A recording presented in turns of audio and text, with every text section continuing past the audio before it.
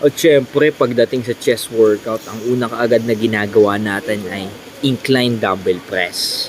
First time in a very long time na ginawa ulit natin itong workout na to, kaya sabik na sabik tayo. Ang binuot natin dito ay 31.7 kg na dumbbell.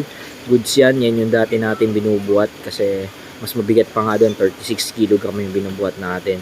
Dito naman naka 11 repetition tayo, so kahit pa paanong konting lakas lang yung nabawas sa atin.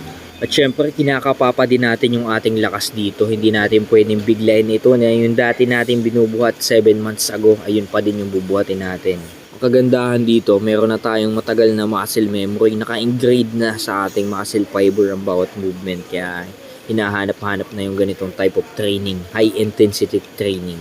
Slow deliberate movement pa din gaya ng ginagawa natin dati para masigurado natin na laging safe ang ating pagbubuhat. Kaya malapit na nating ma-reach yung pinnacle ng ating ops. Yan na nga pala, last set na yon. Tapos sinugunduhan pa pala natin to ng pangalawang set.